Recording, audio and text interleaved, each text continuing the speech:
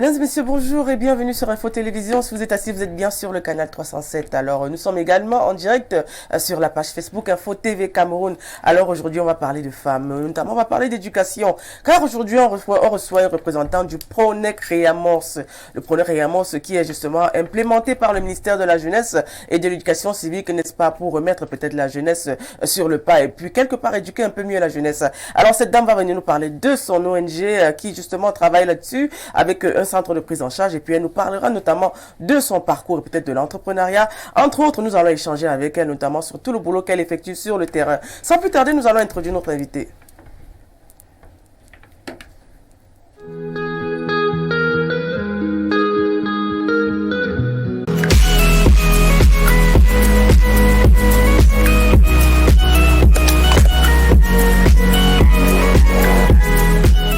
Nous sommes de retour sur Info Télévision. J'espère que vous êtes connectés sur la page Info TV Cameroun. Car aujourd'hui, nous allons recevoir une dame qui se démarque aussi en travaillant avec les jeunes. Car aujourd'hui, on parle du discours de haine. Vous savez, le gouvernement camerounais, n'est-ce pas, aujourd'hui ne prône pas le discours de haine, ne prône pas le désordre collectif. On voit aussi cette jeunesse qui se sent un peu quelque part dépravée avec cette séparation, ce tribalisme et puis entre autres la consommation des stupéfiants et des drogues. Alors cette dame s'occupe néanmoins des jeunes dans les établissements secondaires, il faut le dire, et même primaires. Elle travaille avec la collaboration du ministère de la Jeunesse et de l'Éducation civique. C'est amené autre que Madame Onde Marie-Florence. Bonsoir Madame Onde Marie-Florence. Bonsoir Madame. Et bienvenue sur Info Télévision. Merci beaucoup. Ah ben c'est la première fois qu'on vous reçoit, il faut le rappeler, il y a quelque temps on a reçu le ministre de la Jeunesse qui nous a parlé du PRONEC Réamorce, qui n'est autre que le programme national d'éducation civique pour le réarmement moral, civique et entrepreneurial. On sait que vous êtes l'ambassadeur national du PRONEC Réamorce. Alors, et on sait aussi que vous êtes la fondatrice de l'ONG FIF, qui n'est autre que Fondation d'éducation d'expérience by FLOMIC. Alors, parlez-nous un peu de comment est-ce que vous en arrivez à travailler avec les jeunes et pourquoi le PRONEC Réamorce, n'est-ce pas, dans votre programme? Alors voilà, je suis Madame Onde Marie-Florence. Merci pour l'invitation. Je me retrouve à travailler avec les jeunes. En réalité, c'est une passion. Je suis passionnée des questions d'éducation. Et c'est également une déformation professionnelle parce que je suis professeure de lycée à la base. D'accord. Donc, j'ai enseigné à peu près 16-17 ans comme fonctionnaire, professeur d'histoire-géographie, d'éducation civique et morale. Oui. Et j'ai pris une mise en disponibilité pour me mettre à mon propre compte. Et par ailleurs, je suis donc promotrice d'un complexe scolaire. Oui. Et aujourd'hui, présidente fondatrice d'une ONG. Et par la grâce de Dieu, fort de tout cela, le ministère de la Jeunesse m'a désignée ambassadrice nationale du PRONEC Réamorce.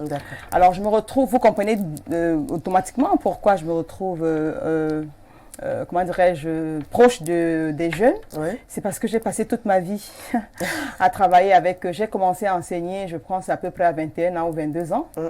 J'ai fait 10 ans au lycée général Leclerc, 5 ans au lycée bilingue d'application et je crois 2 ans au lycée bilingue des SOS. Et pendant tout ce parcours-là, j'ai été entre-temps, j'ai été 8 ans surveillante générale. Et en tant que surveillante générale, j'ai été vraiment au cœur des difficultés des enfants. Et surtout celles qui sont liées à la drogue. Je pense que c'est à ce moment-là qu'il a commencé à fusionner dans ma tête d'apporter une solution modeste pour lutter contre cette déviance qui était en train de pénétrer les établissements scolaires à cette époque, il y a 10 ou 15 ans. Donc voilà, fort de ce parcours, aujourd'hui je me retrouve vraiment à faire corps avec les jeunes, la jeunesse, des questions de jeunesse et d'éducation. Alors, en parlant de PRONEC Réamorce, on va prendre ce petit intermède pour qu'on sache un peu également ce qu'est le PRONEC Réamorce. Alors, on a une idée un peu de ce qu'est le PRONEC Réamorce. Alors, Madame Onde, on vous a vu engagée, notamment avec les jeunes, vous faites des descentes sur le terrain, vous échangez avec la jeunesse. Qu'est-ce que c'est vraiment le projet PRONEC Réamorce? Qu'est-ce que le jeune d'aujourd'hui qui vous suit à la télé peut retenir de ce programme? Ça le concerne comment? Ah oui, merci beaucoup. Plus simplement, le PRONEC Réamorce est un programme national d'éducation civique, de réarmement moral et entrepreneurial. L'éducation civique, pourquoi? Nous nous rendons compte aujourd'hui que des valeurs simples de morale, de civisme, ont disparu de notre communauté. À travers le réarmement, nous devons rebooster, repositionner les cartes dans l'éducation de nos enfants, dans le sens du respect des valeurs tout court. Et puis, comment dirais-je, motiver les enfants de plus en plus à s'orienter vers le secteur entrepreneurial, à se mettre à leur propre compte, parce que manifestement, le gouvernement ne peut pas absorber, l'État ne peut pas absorber cette masse de jeunes qui sortent aujourd'hui des universités. Ils sont de plus en plus nombreux, il faut les capaciter et changer leur mindset afin de comprendre qu'ils peuvent se mettre à leur propre compte et booster donc l'activité entrepreneuriale qui sera forcément favorable à une société un peu plus équilibrée. D'accord. Alors, nous avons là ici une experte qui travaille dans le projet Pronec Réamorce, qui quelque part est déjà implémenté au Cameroun et peut-être dans les 10 régions du Cameroun. On sait que vous avez l'intention de créer un centre vous avez même un centre de prise en charge de désintoxication et de réinsertion sociale des jeunes. Comment se passe votre travail au quotidien avec ces jeunes? Car on sait qu'aujourd'hui, par exemple, il y a le problème de drogue. On sait qu'aujourd'hui, vous parlez de capaciter les jeunes dans le mindset, le leadership. Est-ce que c'est tous les jeunes qui sont aptes à pouvoir peut-être intégrer cet enseignement ou bien qui bénéficient néanmoins de ce projet? Voilà, je vais revenir un peu sur comment est-ce que moi, en tant qu'ambassadrice nationale ou encore en tant que promotrice d'ONG, je compte implémenter le Pronec Réamorce. Vous savez, on disait tantôt que le Pronec Réamorce, c'est rétablir les valeurs tout court. Mais ça ne va pas se faire à travers les discours, à travers les slogans. C'est au quotidien. Vous et moi, nous sommes tous ambassadeurs de ce programme. Dans ce sens que dans nos milieux de vie au quotidien, nous devons être des modèles dans le comportement, dans les habitudes, etc., etc. Nous devons changer en gros les comportements et les mentalités. C'est ça l'objectif pour Pronec Réamorce. Et comment changer les comportements et les mentalités? Nous devons d'abord chacun à son niveau changer lui-même. Parce qu'avant de changer l'autre, il faut que nous changeons. Chacun fasse son introspection et essaie de revenir sur le droit chemin. Et ce n'est que comme ça qu'on peut influencer les autres. Alors, au niveau de l'ONG, comme activité majeure, nous avons la création des clubs. Nous créons les clubs dans tous les établissements scolaires où nous passons. Nous avons créé à peu près cette année, je pense, sans me tromper, 200 clubs. Nous créons les clubs appelés Club GESCOR, Jeunesse scolaire responsable. À travers ces clubs-là, nous faisons donc de la sensibilisation. Nous passons à l'éducation, à la morale, l'éducation au civisme, l'éducation au respect des autres. Bref, à travers les clubs dans les établissements scolaires, nous renforçons la sensibilisation et l'éducation. Donc, déjà à ce niveau, cette communauté, imaginez-vous que dans chaque établissement scolaire, on crée un club qui mène des activités durant l'année. Et à la fin, on a quand même un bilan. Parce qu'aujourd'hui, manifestement, moi je suis professeur d'histoire-géographie ECM. Je n'ai jamais compris pourquoi le programme de morale a disparu. La morale et l'éthique à l'époque. Il n'y a plus, on est enseignant d'éducation civique et morale, mais il n'y a pas le cours de morale. Donc ça, c'est une, comment dirais-je, c'est une possibilité que notre gouvernement, notre ministère de l'Éducation, la présidente de la République, je parle à haute voix, nous avons cette brèche-là qu'on peut exploiter pour renforcer les cours de morale dans les établissements scolaires. Parce que la morale, le civisme a presque foutu le camp et c'est pour cela qu'on va dans tous les sens. Donc à travers ce programme, chacun de nous peut à son niveau, dans son milieu de vie, se dire qu'est-ce que je peux faire pour améliorer de manière positive les habitudes au quotidien. Donc au niveau de l'ONG, pour la première intervention, nous agissons à travers les clubs que nous créons dans les différents établissements. Nous sommes l'ONG implantée dans 4 régions actuellement. Nous sommes au centre, au littoral, à l'est et à l'extrême nord. Et dans chacun de ces régions, chacune de ces régions, nous avons créé des clubs et nous avons d'ailleurs organisé en février dernier le prix du meilleur club GESCOR. Donc on a primé le meilleur club, le club qui s'est le mieux démarqué, notamment sur le terrain, exactement. Et puis rassembler avec les jeunes. Je peux vous assurer que les enfants sont très motivés dans ces différents clubs-là. D'ailleurs, le prix était d'une valeur de 100 000. Oui. Donc, imaginez-vous, chaque établissement a eu 100 000. Donc, les enfants, sachant qu'ils ont un avantage comme celui-là, ils étaient tous motivés. Et nous, on profite à travers cette motivation de transmettre les valeurs, d'essayer de replacer les cartes dans leur mindset, si vous voulez. D'accord. Et pourquoi juste 4 régions? Parce qu'on sait quand même que le Cameroun compte 10 régions. Pourquoi juste 4 régions? Pour le moment, vous êtes ambassadeur national. Normalement, vous devez être dans toutes les 10 régions du Cameroun. En réalité, il ne faut pas confondre l'action de l'ONG à l'action du Pronec Réamorce. Ah, d'accord. L'ONG existe depuis 3 ans et mène ses activités de manière indépendante. Mais c'est fort des activités de l'ONG que je suppose que le gouvernement, à travers le ministère de la Jeunesse, m'a désigné ambassadrice nationale du Pronec Réamorce. Parce que les activités que je mène peuvent être utiles pour l'implémentation du Pronec Réamorce. Alors, dans le cadre des activités de l'ONG, justement, nous sommes appelés à couvrir les 10 régions. Donc, pour la première année, nous avons commencé par les 4 régions. L'ONG existe depuis 3 ans. Nous menons les actions depuis 3 ans. Donc là, nous sommes à la 3e année. Nous avons commencé à créer les clubs cette année. Nous allons continuer l'année prochaine. Oui. Donc, je pense que d'ici les 2 prochaines années, on aura couvert les 10 régions du Cameroun. Donc, voilà. D'accord. Sans plus tarder, nous allons prendre encore une autre petite vidéo un peu pour expliquer un peu ce que les jeunes ressentent face à ce projet de Pronec Réamorce. Ah ben voilà, vous avez des activités que vous menez sur le terrain à travers les jeunes. Aujourd'hui, nous avons vu par exemple dans le reportage un jeune qui disait nous avons mal à la tête quand nous consommons peut-être la drogue, et peut-être c'est la mauvaise compagnie, peut-être c'est l'encadrement. Voilà, vous qui êtes enseignante aujourd'hui, est-ce que vous pouvez nous donner un peu, éducatrice, les causes peut-être de cette dérive sur la jeunesse camerounaise? Alors, il faut dire aujourd'hui que le monde est en pleine mutation. Hein. C'est-à-dire qu'il y a une crise générationnelle. C'est-à-dire nous autres, parce que j'ai quand même 40 ans et plus, 40 ans révolus.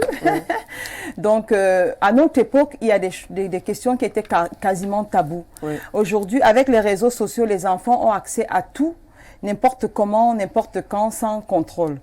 Et il y a ce problème de comment est-ce que je vais appeler ça? Nous autres, nous avons une autre appréciation du monde aujourd'hui. Et nos jeunes nous imposent ce qu'ils reçoivent de toutes ces influences, notamment les réseaux sociaux. Il est donc question de s'asseoir et d'essayer de comprendre comment on peut essayer d'imbriquer ça, comment on peut essayer de trouver le juste milieu pour pouvoir passer un message qui puisse toucher et capter notre jeunesse aujourd'hui. Parce que moi, je pense qu'il y a un problème de communication entre nous et cette jeunesse-là, qui exprime, qui a besoin, qui a beaucoup d'énergie, mais nous autres, on a du mal à comprendre. Bon, alors, je vais donc revenir pour dire que notre jeunesse est exposée aujourd'hui.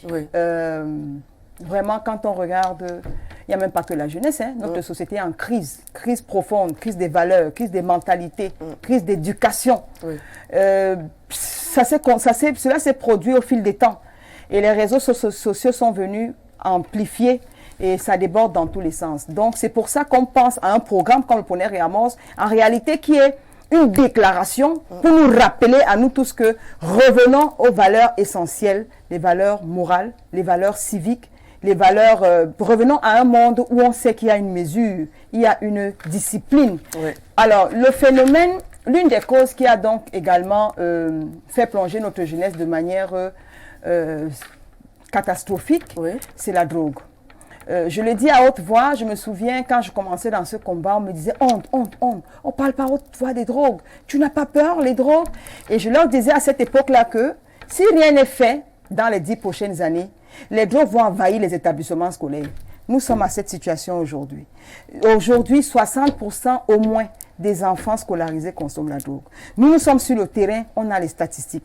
Si vous voyez donc que les enfants commencent à consommer la drogue au lycée, c'est les mêmes qui continuent avec cela à l'université.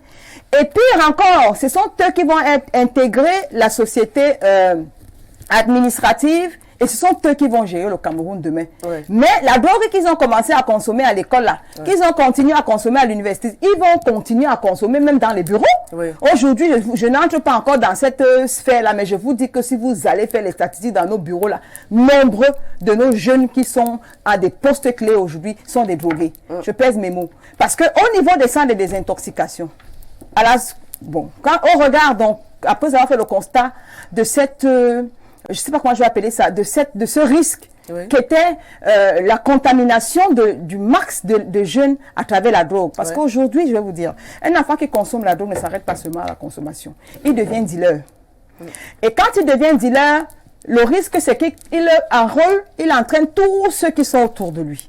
Le phénomène, d'ailleurs, j'avais développé tout à l'heure sur nos règlements intérieurs, que je trouve d'ailleurs caduques. Il faut essayer de revoir les règlements intérieurs aujourd'hui. Parce que quand un enfant consomme la drogue dans un établissement X, on va le renvoyer. On ne s'occupe pas de lui, on le renvoie. Il va aller s'inscrire dans un établissement Y. Il va recommencer le même phénomène. Il va exposer de nouveaux enfants. Il va continuer le trafic. Quand Y va l'attraper, il va aller à Z. Et c'est comme ça que le phénomène s'amplifie et ça prend, comment dirais-je, ça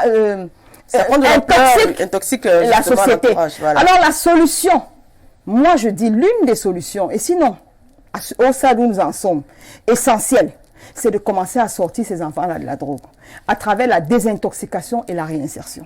Parce qu'on ne va pas jeter un enfant de 12 ans qui consomme la drogue. On ne va pas enfermer un enfant de 10 ans parce que de plus en plus jeunes aujourd'hui, ils consomment la drogue. Nous, on a fait le terrain, nous avons les statistiques. On sait comment ils consomment, les filles, les garçons, à quel âge, etc., etc. et le type de drogue. Donc, si on ne commence pas à sortir ces enfants des drogues-là, nous sommes en train de courir tout droit vers le mur. C'est pour ça que j'ai pensé qu'il fallait mettre en place des structures de désintoxication et de réinsertion. Et figurez-vous que dans ces structures, vous savez le plus grand nombre que je reçois? Des adultes. C'est-à-dire qu'au départ, quand j'ouvrais le centre, je me disais, je ne prends pas plus de 25 ans. Mais j'ai au moins 10 appels par jour, de 30 ans, de 32 ans, des gens des personnes qui travaillent. J'ai dû créer des quartiers. Il y a des quartiers des filles, il y a des quartiers des garçons. Il y a des quartiers des adultes qui travaillent.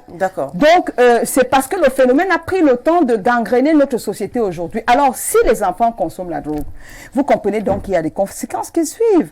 Il y a le changement de comportement, il y a le changement de mentalité, d'où la violence, d'où l'incivisme, d'où la paix qui est fragilisée aujourd'hui. Tout ce qu'on est en train de constater en termes de dépravation, quand vous partez au fond, vous faites un check, vous vous rendez compte que lorsqu'un enfant a un comportement très anormal, généralement il est sous l'emprise des drogues. Généralement. Parce qu'aujourd'hui, on vend les drogues sous toutes les formes. Bonbons, jus, et vous avez les petites boutiques, toutes les boutiques qui sont autour des établissements scolaires, là. Les petits box, les vendeurs des médicaments. Vous avez fait des enquêtes au préalable? Mais bien sûr. Donc tous ces points-là sont des points de vente de drogue. Alors regardez donc à quel niveau ces produits sont accessibles par nos enfants, qui sont fers de lance de la nation. Quand on commence à les détruire à la base, je ne sais pas si vous ne voyez pas l'inquiétude. Donc, à travers les centres de désintoxication, nous, on ne fait pas que désintoxiquer, on les prend en charge, on les désintoxique, et puis on réorganise la réinsertion sociale. Ça veut dire que quand un enfant entre là-bas, s'il est un élève, quand il sort, on l'encadre pour reprendre l'école normalement. Si il est un étudiant, on l'oriente parce qu'il y a les conseillers d'orientation également pour voir dans quel secteur il peut s'épanouir. Il y a des psychologues avec lesquels vous travaillez également. Je reviendrai dessus, nous travaillons avec une équipe de près de 8 personnes.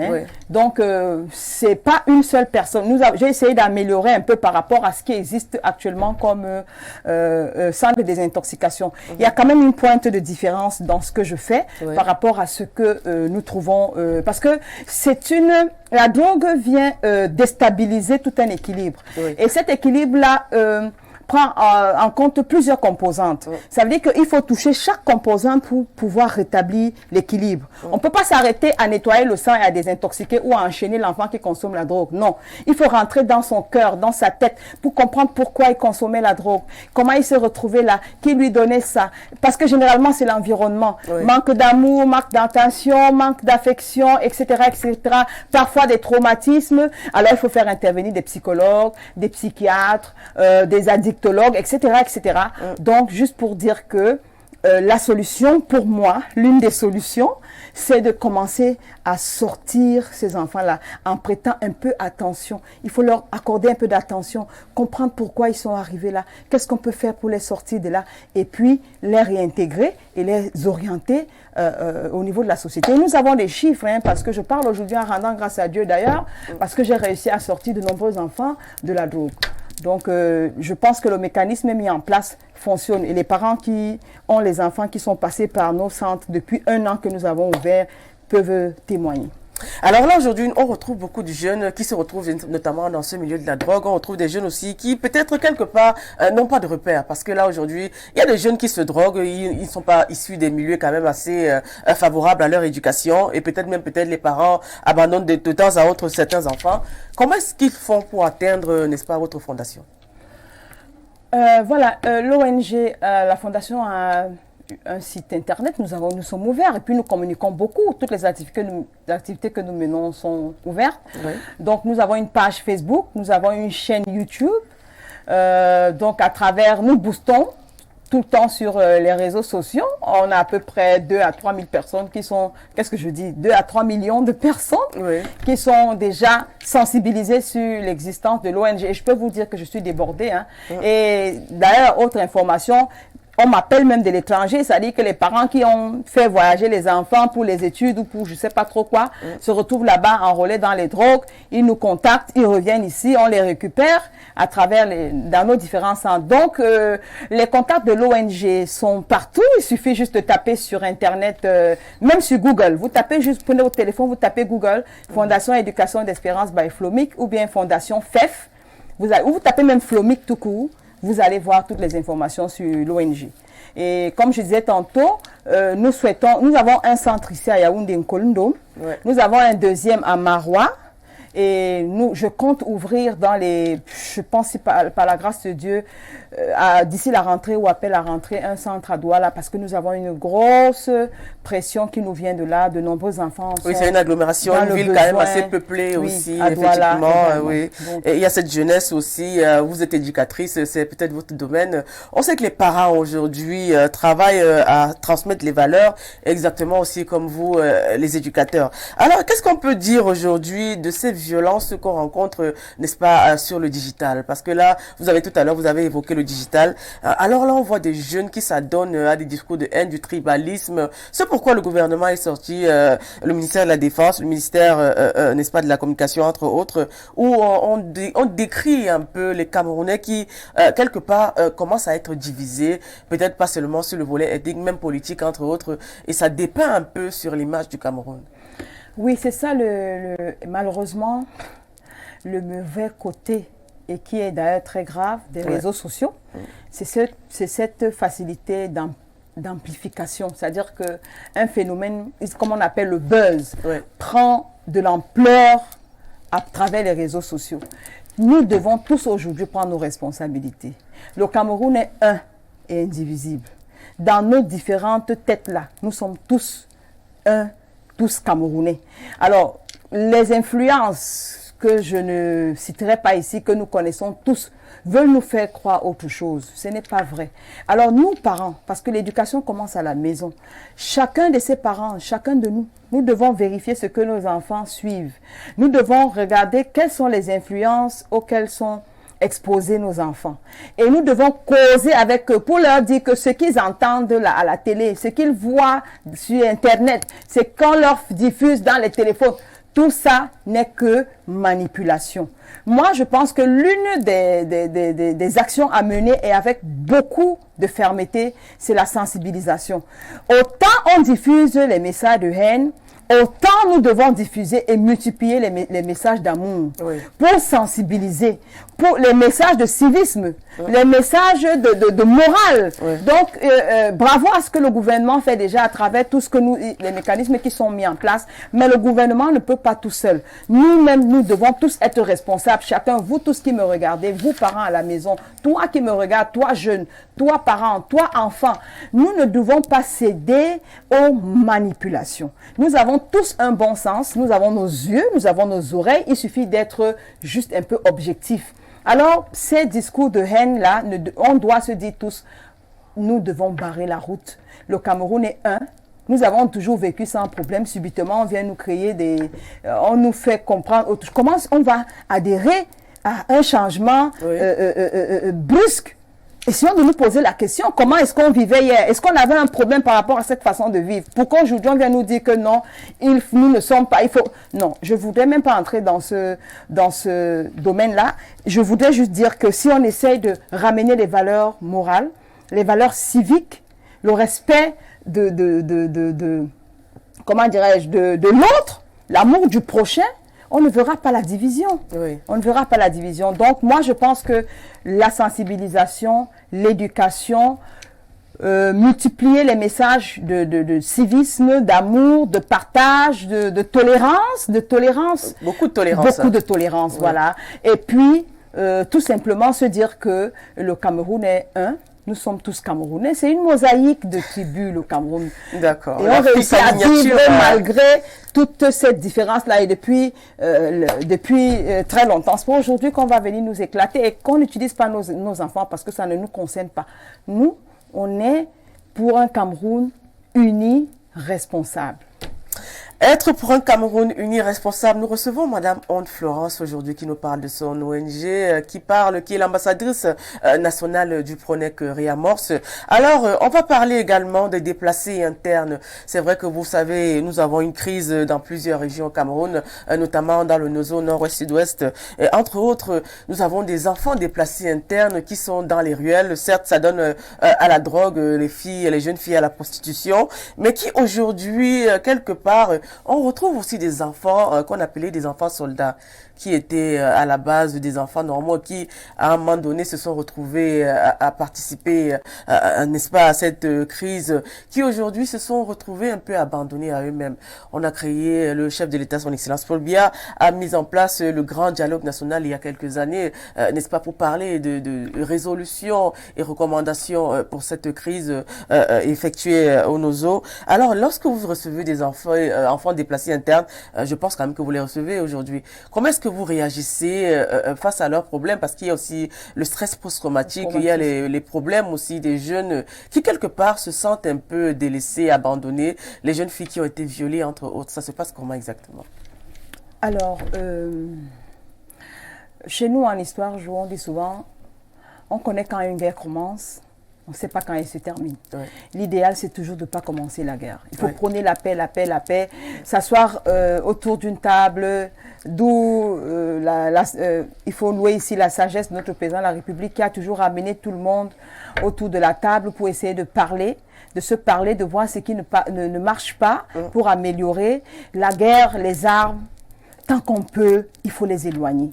Parce que lorsqu'on a déjà franchi le pas, on ne sait pas où on ira, on ne sait pas quand ça va s'arrêter. Et c'est le cas aujourd'hui. Et les premières victimes collatérales des guerres, ce sont les enfants. Généralement, ce sont les enfants et les femmes. Alors, pourquoi les enfants dans deux sens, dans tous les sens. Les parents qui sont enrôlés dans la guerre, les familles des parents, des maris qui sont dans la guerre sont déstabilisées. Parce que c'est une autre vision qui est développée à la maison, puisque papa est en guerre. L'équilibre familial est rompu. L'enfant qui ne voit plus son père, ou quand il voit son père rentrer, il ne lui parle que des morts, des cadavres, de tout ça, ça traumatise l'enfant.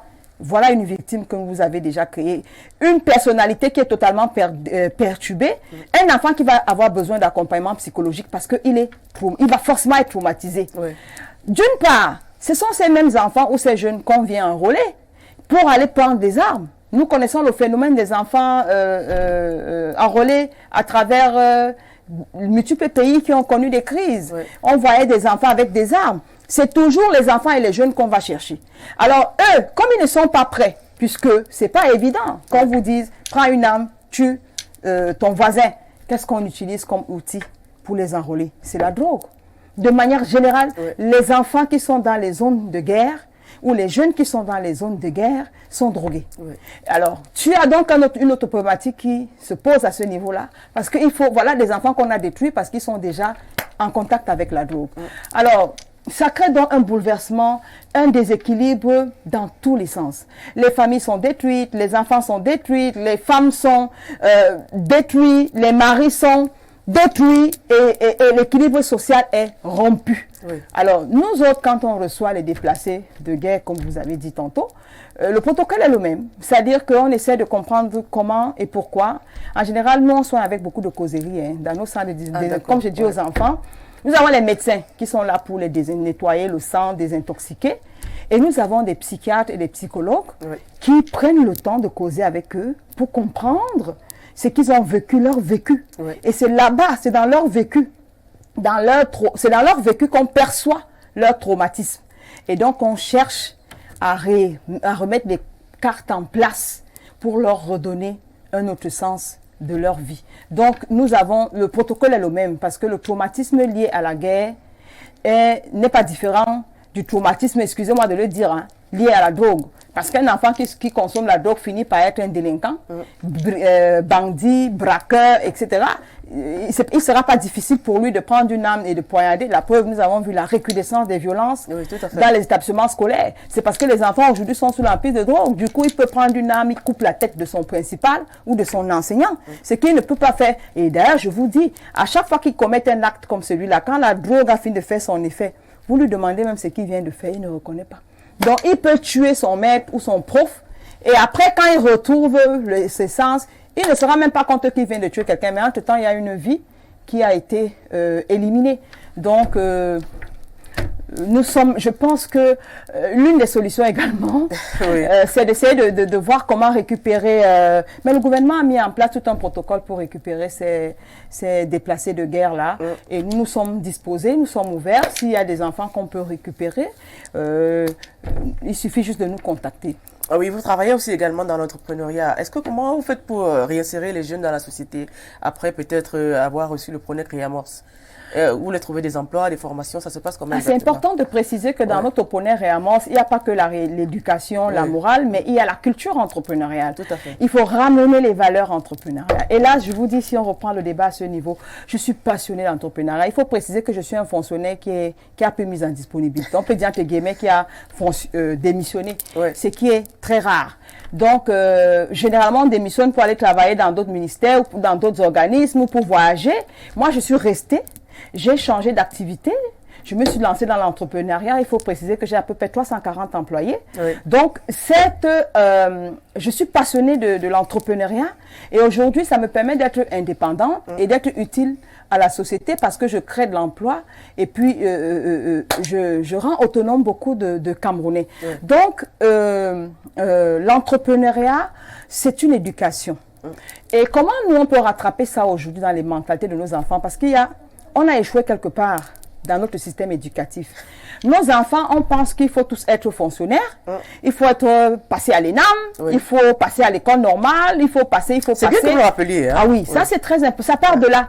Donc les parents même d'abord ne sont pas convaincus que si un enfant se lance dans l'entrepreneuriat, il peut réussir sa vie.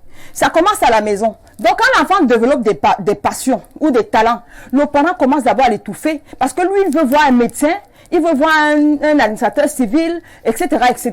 Non, chers parents, laissez les enfants développer leur talent. Parce que notre monde aujourd'hui est très dynamique et de plus en plus ouvert à l'entrepreneuriat. Alors, les valeurs entrepreneuriales peuvent se transmettre donc comment? Il faut maximiser sur la professionnalisation des enseignements.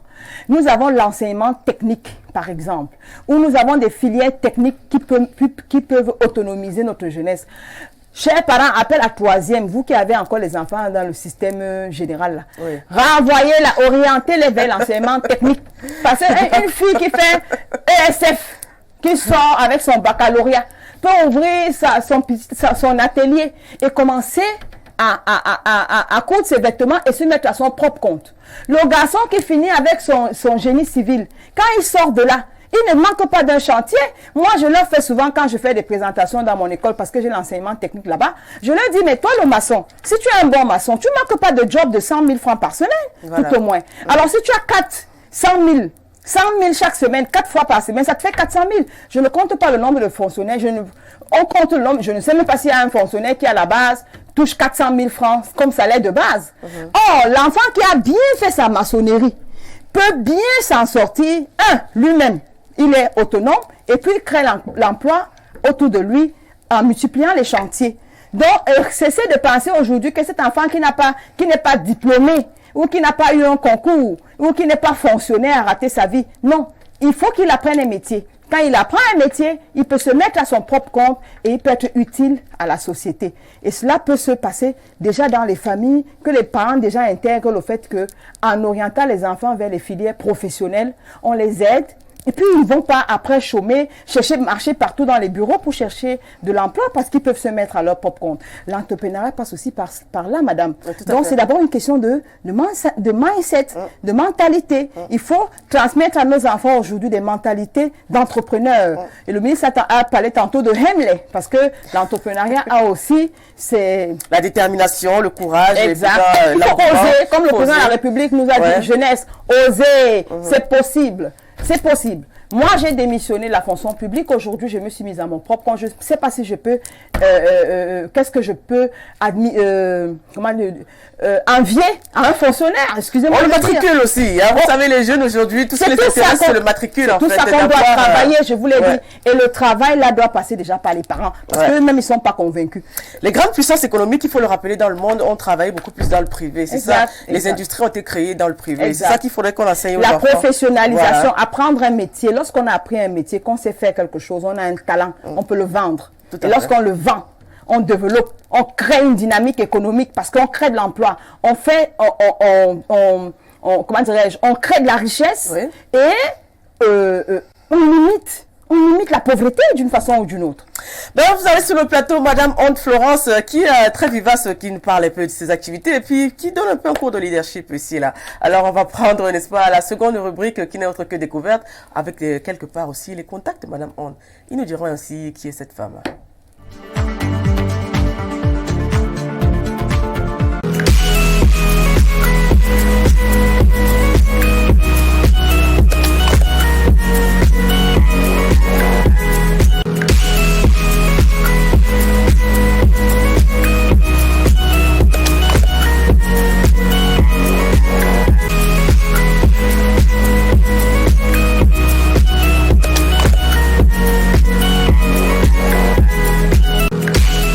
Alors, nous allons prendre la première vidéo alors d'une de ses proches qui nous parle un peu de sa relation avec Madame Onde.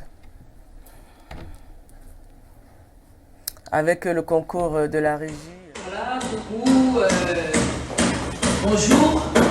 Je fais cette petite vidéo pour vous parler d'une dame, une femme prestigieuse, aux ambitions dignes de foi. Voilà, je nomme la Marie-Florence Onde, qui est non seulement une femme au grand cœur, mais aussi une femme dynamique. Florence et moi, nous nous connaissons il y a, je crois, à peine 15 ans. On voyait cette amitié dure 15 ans. Et comme je lui ai dit, je crois que c'était en 2012, Flo, tu sais quoi, tu seras femme d'entreprise. Je la voyais faire. Vu son dynamisme, vu son dévouement, je lui disais toujours, Flo, moi, l'Esprit Saint m'inspire. Flo, tu seras quelqu'un demain. Parce que tu es toujours dynamique, toujours prête à mûrir des idées pro-créatrices. Je lui disais, mais Flo, attends, tu es surveillante générale, mais ce que tu fais, c'est plus que c'est plus qu'une profession de surveillance générale. Mais moi je te vois, tu es une femme qui sera à multiples casquettes. Et voilà, le Seigneur l'a béni en ce jour d'aujourd'hui. Et comme on le disait toujours dans nos petites blagues, je viendrai un jour te voir sur ton siège de femme d'entreprise. Voilà, le Seigneur a réalisé nos vœux. Et j'implore également le Seigneur de continuer de bénir ta famille parce que elle le mérite. Franchement, elle le mérite. Pour la société, c'est un exemple. Elle est aujourd'hui fondatrice d'une ONG qui lutte contre la délinquance juvénile, la consommation de drogue en milieu scolaire, l'utilisation irresponsable des réseaux sociaux. Voilà. J'implore le Seigneur de continuer de la bénir afin que cette lutte, je disais, pour laquelle le Seigneur lui a fait don, qu'elle puisse sensibiliser davantage nos jeunes Camerounais, nos jeunes scolarisés, de pouvoir sortir de ce fléau. Voilà, je tiens encore à dire merci au Seigneur pour notre amitié qui dure et que le Seigneur continue de bénir cette amitié. Voilà, merci. Je disais, pour laquelle le Seigneur lui a fait don, qu'elle puisse sensibiliser davantage nos jeunes Camerounais, nos jeunes scolarisés, de pouvoir sortir de ce fléau. Voilà, je tiens encore à dire merci au Seigneur pour notre amitié qui dure et que le Seigneur continue de bénir cette amitié. Voilà, merci. Ah voilà, nous sommes avec Madame Timeni qui remercie notamment les efforts consentis par Madame Onde Florence. Et évidemment, on a parlé aussi de la jeune délinquance sur le digital. C'est vrai qu'aujourd'hui, on parle de phénomène d'influenceurs, influenceuses. Beaucoup de jeunes s'identifient, n'est-ce pas, à ces nouveaux modèles qui prônent peut-être l'argent facile, les voyages, les sacs chers et puis la belle vie, quoi. Quand je dis à une jeune fille, qu'est-ce que tu devrais devenir, qui est ton modèle, elle va te citer le nom d'une influenceuse qui n'a jamais travaillé d'ailleurs et qui aujourd'hui montre un peu toute sa richesse. C'est pareil pour les hommes. Alors aujourd'hui, vous, avec vos causeries éducatives et puis votre approche quand même assez sensible avec la jeunesse, quel conseil vous donneriez à ces jeunes aujourd'hui qui quelque part se sentent un peu égarés et peut-être trouvent des modèles en ces influenceurs? Là encore intervient le problème de crise de valeur. Ouais. Parce qu'aujourd'hui, l'argent a pris le dessus sur tout. L'argent est devenu le maître du monde. C'est l'argent qui guide, c'est l'argent qui domine, c'est l'argent qui oriente. Et malheureusement, l'argent ne fait pas le bonheur. Le bonheur réside sur des petites choses. Les réseaux sociaux aujourd'hui, à travers justement ce phénomène d'influenceurs ou d'influence, font penser à nos jeunes, à nos enfants qu'il faut avoir l'argent pour être heureux. Là, le PONEC, le réarmement intervient à nouveau pour qu'on fasse comprendre à la jeunesse que non, tout ce qui brille n'est pas or. Le bonheur ne réside pas sur l'argent. Le bonheur ne réside pas sur les apparences. Mais le bonheur réside sur ce qu'on est, sur les valeurs qu'on a, sur les principes. Et ça passe par l'éducation. Maintenant, le thème influence, vous savez, c'est un thème qui nous a, ou influenceur, a été un peu erroné. D'accord. Parce qu'en réalité, un influenceur est quelqu'un qui crée de l'influence. C'est-à-dire qui peut vous motiver, qui peut vous faire rêver, qui peut vous booster. Et vous avez tendance à vous, comment dirais-je, à vous projeter sur lui, c'est-à-dire à le prendre comme un modèle, à vouloir lui ressembler. Donc, l'influenceur n'est pas dans le sens propre du terme mauvais. Mais maintenant, qui est-ce qu'on met dans la rubrique d'influenceur? L'influenceur, c'est qui?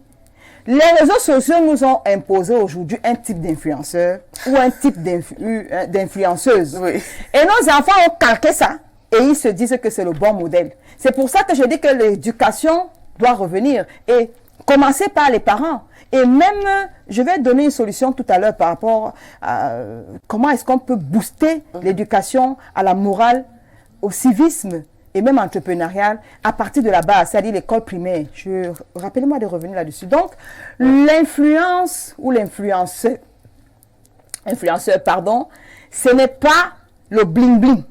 Ce n'est pas tout ce qu'on nous fait voir à travers les réseaux sociaux, parce que je vais vous dire, moi qui vous parle, j'aime beaucoup la photo, j'aime beaucoup l'image, j'ai beaucoup évolué depuis que je suis chef d'entreprise, je me filme, je communique, ce que je ne faisais pas. Je me souviens que quand j'étais au lycée, j'ai interdisé carrément aux enfants l'internet, je trouvais que c'était pas bon, mais aujourd'hui, le digital, on ne peut pas vivre sans le digital, le monde est de plus en plus digitalisé et il le sera davantage. Le digital va intégrer tout à la limite, le digital c'est le futur. Il est donc question aujourd'hui de repenser une éducation à l'utilisation de cet outil digital et de manière positive. Ça veut dire que toi le jeune homme doit t'éduquer, t'apprendre que quand tu vois une photo, tu vois une image sur Internet, rappelle-toi que la personne qui a fait cette photo dans un grand hôtel ou je sais pas trop dans une belle chambre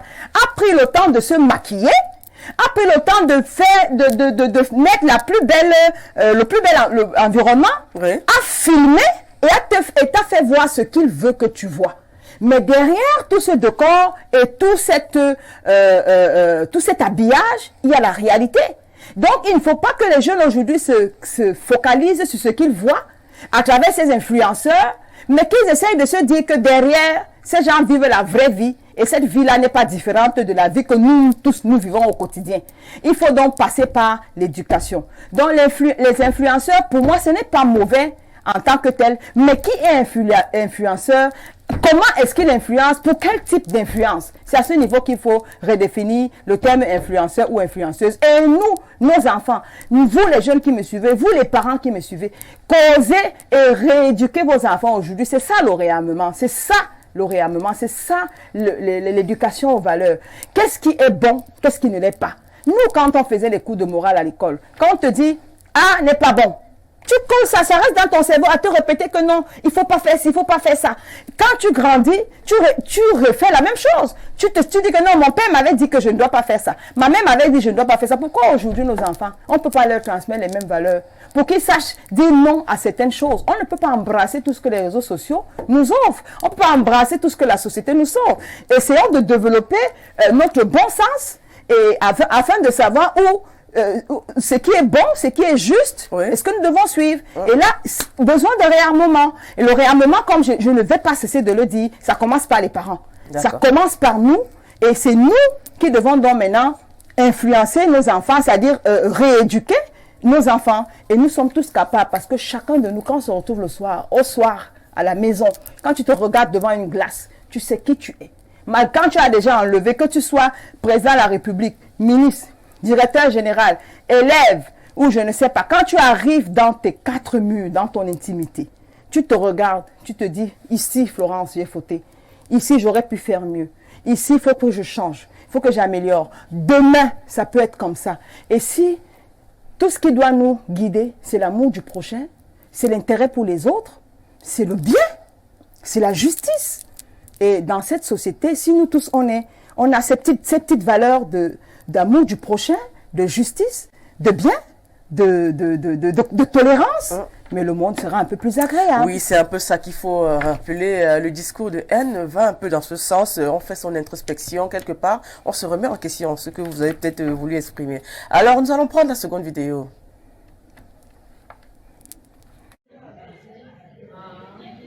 Madame Onde et moi, on s'est connus en 2003 à l'école normale. Nous avons cheminé ensemble jusqu'en 2006, l'année de sortie.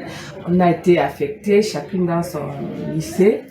Elle était au lycée Général Leclerc, moi au lycée d'Anguissa. Et puis en 2013, nous avons été nommés, chacune surveillante générale, elle dans son lycée et moi au lycée Beng de Limboman. Et puis après, je peux dire, pendant que on était déjà sur le terrain, donc dans nos lycées, elle me dit, Lily, il faut qu'on cherche aussi à fructifier un peu parce qu'on ne peut pas seulement vivre de nos petits salaires. C'est comme ça qu'un matin, elle m'appelle, elle me dit, Lago, c'est comme ça qu'on s'appelle, si tu as un peu de temps, passe au lycée à Titi Garage, tu vas me trouver là. Je suis arrivée à Titi Garage, c'était ma grande surprise. Elle avait ouvert un shopping et dans son shopping, elle avait inséré un salon de coiffure. J'ai dit, waouh, Lago, ça marchait vraiment, hein, ça marchait. Mais après, elle me dit, Lago, non, moi, je peux pas m'arrêter là parce que le shopping là, vraiment, ça ne donne pas. Les femmes, elles viennent, elles se coiffent, elles ne payent pas, elles prennent les vêtements à crédit. Bon, je crois qu'il faut qu'on regarde ailleurs. Je lui dis, qu'est-ce que tu vas faire donc maintenant? Elle me dit, bon, je verrai.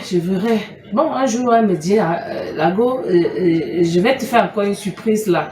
Je viens de rencontrer un chef d'entreprise qui a voulu que nous travaillions ensemble. Donc, si tu as le temps, tu viens en Coléton, tu vas me trouver. Je suis installée là. Elle m'a indiqué, je suis arrivée en Coléton, je l'ai trouvée avec son patron. C'était vraiment bien. Elle était pratiquement son bras droit. Elle a fait 1 an là. Bon, elle a pris la main. Elle me dit, 1 an après, Lago, je crois que là, je suis en train d'arriver où je voulais atterrir. Je connais déjà comment ça fonctionne en entreprise. Les 1 an que j'ai fait avec mon chef m'ont permis de vraiment apprendre. J'ai beaucoup appris, donc je crois que je peux m'installer toute seule. Je dis, ah bon, tu auras les moyens? Elle me dit, je vais me battre. Le Seigneur va nous aider.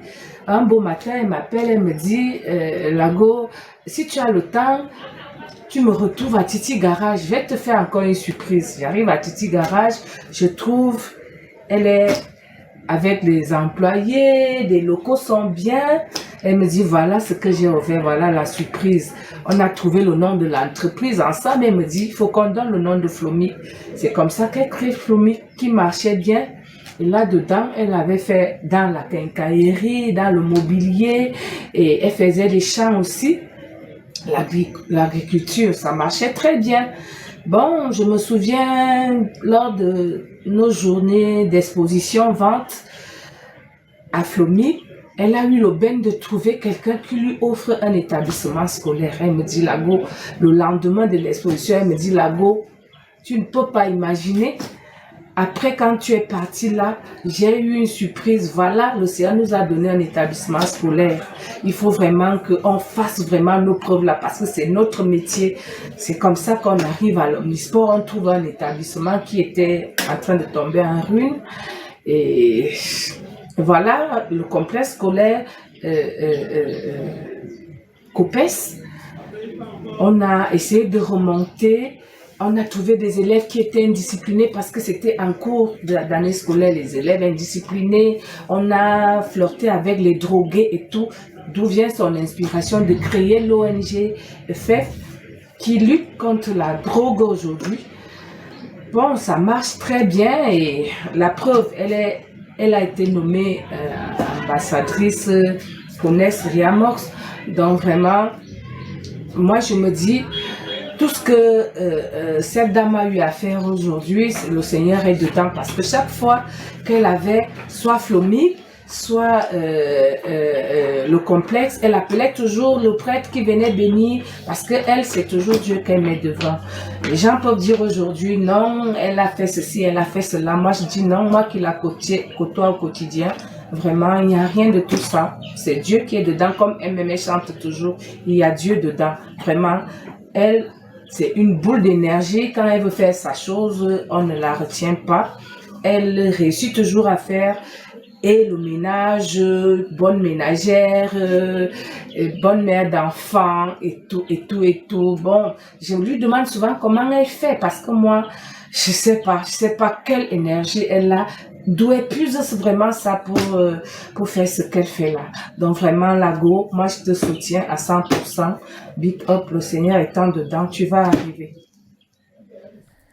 Bel hommage de Madame Liliane, voilà. Elle vous connaît très bien, elle connaît votre parcours, comment vous avez commencé, les émotions que vous avez vécues, tout ce que vous avez traversé. Et alors aujourd'hui, elle le dit dans une vidéo de manière succincte, voilà. Ça vous fait quoi de recevoir autant, de qualifications, alors que vous êtes encore en vie, hein? On le fait souvent quand quelqu'un est peut-être décédé, est parti.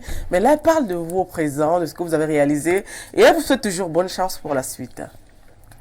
Alors, Info TV, j'ai les larmes. En fait, le maquillage ne permet pas de voir ça. Je de chercher un mouchoir. Là, tout à l'heure, on a dû entendre ma voix. Merci beaucoup aux deux go. On s'appelle les go, hein, d'accord. Des dames qui sont passées tout à l'heure. Florence, j'ai un trait de caractère. J'aime pas beaucoup les amitiés des femmes. C'est-à-dire que c'est un défaut ou c'est une qualité, je ne sais pas. Ça ne marche pas beaucoup avec les femmes, de manière générale. Mes amitiés, il y a toujours une petite concurrence avec les femmes, hein, vous savez. C'est naturel en fait. On ne se comprend pas. Ouais. Nous-mêmes là, il faut un coaching, il faut un mindset, il faut revenir éduquer les femmes. On est réamorce même les femmes. Oui, hein. Le chantier du poney réamorce là, que le gouvernement m'a mis sur ma tête est énorme. Parce que à tous les niveaux, les femmes camerounaises, il faut qu'on les rééduque pour apprendre à travailler ensemble. Oui, tout à pour fait. Se focaliser sur les surtout dans le volet politique. Hein. Vous mettrez un candidat femme, dans tous les volets. Moi, je ne fais pas la politique, mais j'ai dit que partout. Parce qu'elles viennent mettre des considérations inutiles, stupides, bêtes, qui leur perdent le temps, alors qu'elles peuvent se mettre ensemble et faire des créer une dynamique. Exactement. Tout à fait. Donc moi, j'ai pas eu beaucoup d'amis femmes, les deux.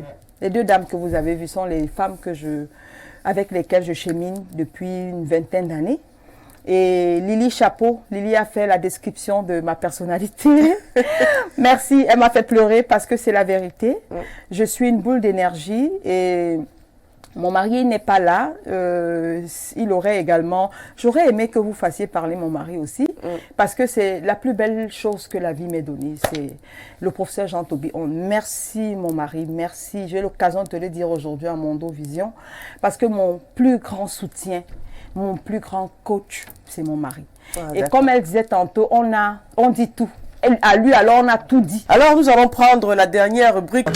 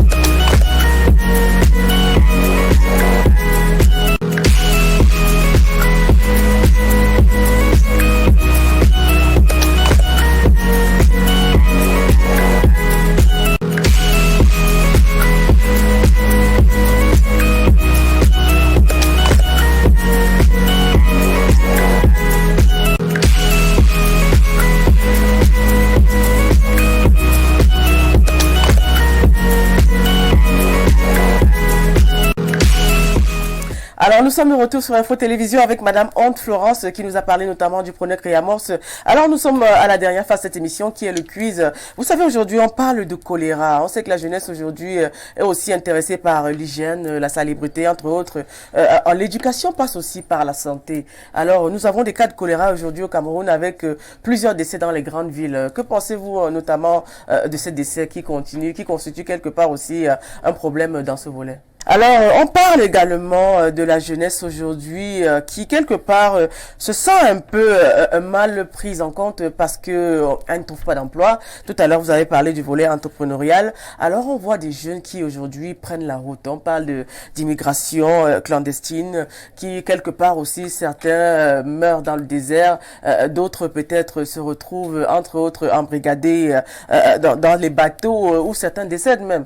Voilà, aujourd'hui, que pensez-vous de l'immigration où ces jeunes aujourd'hui préfèrent prendre la route et peut-être en recherchant le paradis qui viendrait de l'Occident, entre autres?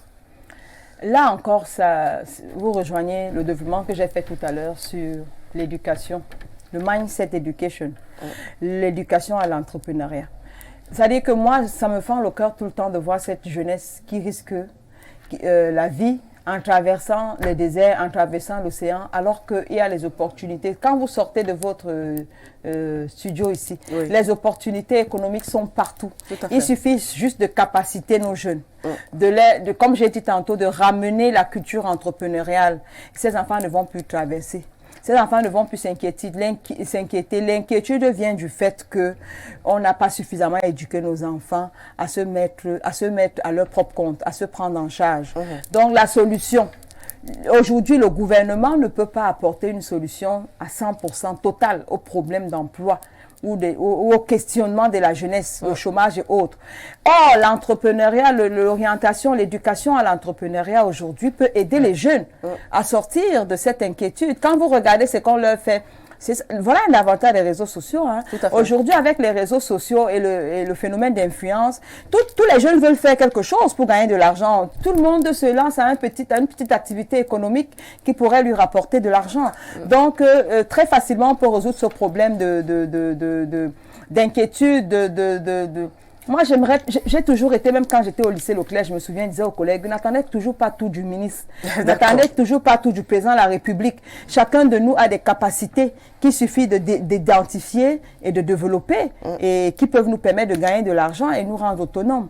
Je voudrais quand même, avant qu'on ne sorte, ça m'est revenu là tout à l'heure, j'allais oublier de le dire, on a parlé de la casquette de Madame Honte ou Madame la fondatrice nationale. Oui.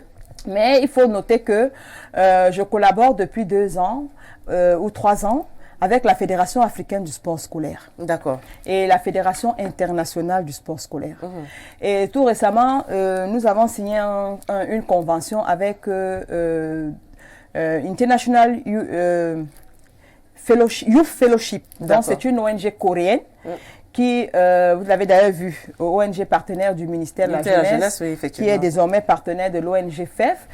Nous allons proposer un programme dès l'année prochaine, où nous allons arpenter les établissements scolaires, les universités, pour coacher notre jeunesse aujourd'hui sur le mindset education, sur la culture entrepreneuriale et sur, j'aime beaucoup cette expression coréenne, l'impossible qui devient possible. Chez les Coréens, on ne dit pas je ne peux pas, on dit je fais comment pour y arriver et on y arrive. Chez eux, l'impossible devient possible. D'accord. Donc, avec la Fédération africaine du sport scolaire et la Fédération internationale, je fais d'ailleurs un coucou ici à tous mes partenaires de ce côté-là, je suis en train de mettre en place, de penser un réarmement à travers le sport.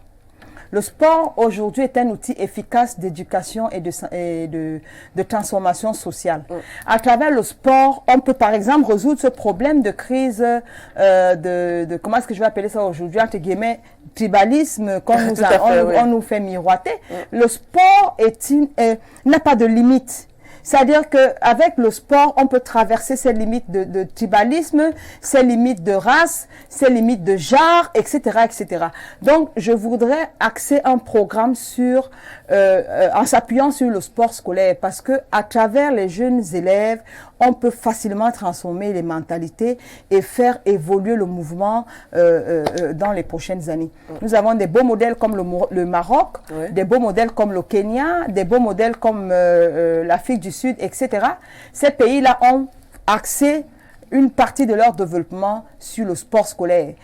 Pourquoi le sport scolaire? Parce qu'à travers le sport scolaire, on peut véhiculer de nombreuses valeurs, notamment les valeurs olympiques, les valeurs de l'UNESCO qui peuvent permettre à notre jeunesse aujourd'hui d'être canalisée, d'être réarmée moralement. Alors, tout à l'heure, vous avez parlé d'entrepreneuriat, parlé de la Corée avec le sport et puis des jeunes qui doivent se lancer dans l'entrepreneuriat. Alors, que pensez-vous du Made in Cameroun qui aujourd'hui est mise en exergue? On parle de la production locale. Vous savez, il y a une autre belle expression que nous brandissons à chaque fois. Et j'ai l'impression que nous-mêmes, nous n'intégrons pas l'importance, l'impact de cette expression. Quand on parle du Cameroun comme l'Afrique en miniature, vous comprenez ce que ça veut dire? Quand vous dites qu'un pays est une Afrique en miniature, ça veut dire que le Cameroun a un potentiel, une potentialité énorme, que nous n'avons même pas encore exploité, je pense même à 2%. Ça veut dire que le Made in Cameroun trouve sa place. Ouvrez les yeux, créez des labels. Il y a tellement de secteurs. Si je me mets à créer des secteurs, à citer les secteurs ici, où on peut booster notre jeunesse et faire la différence, c'est-à-dire que créer une identité, c'est-à-dire l'identité camerounaise. Le Made in Cameroun, c'est quoi? C'est une marque. Hein? C'est-à-dire qu'en fait, quand on parle de Made in Cameroun, comment dirais-je, on s'ouvre à la création des marques. Et aujourd'hui, chacun peut créer sa marque. Aujourd'hui, vous avez Flomic Cameroun. C'est l'anagramme de mon nom, Flomic. Aujourd'hui, c'est déjà un label. Tout à fait. Demain, quelqu'un peut créer ci ou ça. Chacun peut créer quelque chose. Et dans tous les domaines sont tellement nombreux et multiples aujourd'hui où nous pouvons orienter nos enfants et puis booster. En boostant le Made in Cameroun, on booste le Cameroun. On vend le vert ou jaune. On vend la valeur de notre pays. Donc, tout cela passe encore par le mindset education, l'éducation à la culture entrepreneuriale. Et puis, voilà, je pense que il faut effectivement promouvoir... regardez notre voisin à côté, le Nigeria.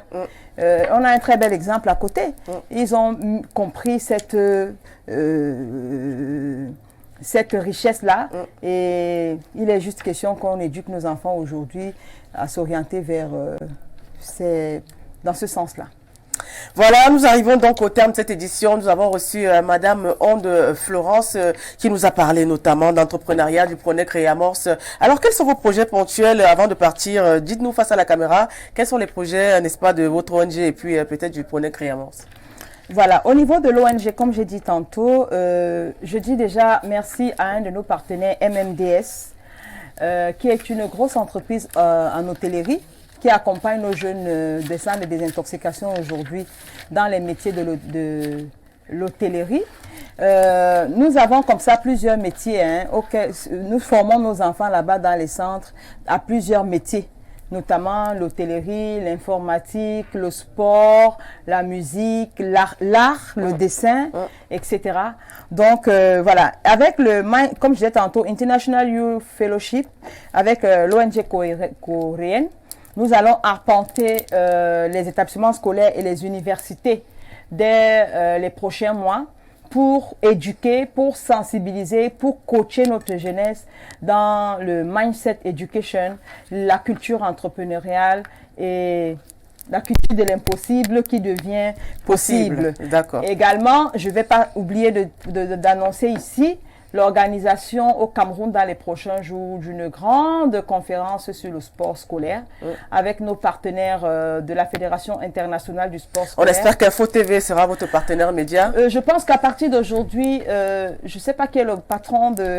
Monsieur Dieudonné Mveng, PDG. Voilà. Merci beaucoup, Monsieur Mveng, le directeur général, pour cette opportunité que vous nous avez donnée. C'est le PDG, c'est le DG. Le PDG. Le PDG. Faut pas... Oui, d'accord. Le DG, c'est Monsieur Parfait ici. Voilà. Ah, voilà. Donc, je dis merci au PDG, je dis merci au DG pour cette opportunité que vous avez accordée à notre ONG, au Pronec Réamorce.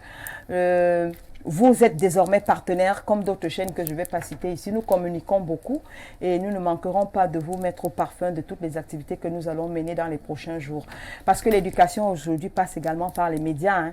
Vous, les médias, vous êtes responsables à, moi je vais même dire à 70%. Hein. Merci. Donc, merci à Madame Onde. Et puis on se dit à la semaine prochaine. Merci de nous avoir suivis. On dit merci à toute l'équipe technique, à la réalisation Ben Valls, n'est-ce pas, ici à Nice, à la diffusion. Et puis on dit merci au PDG, comme vous l'avez souligné tout à l'heure, Dieudonné Vin, qui nous a permis d'être là. On se dit à samedi prochain et surtout soyez sages. Hein.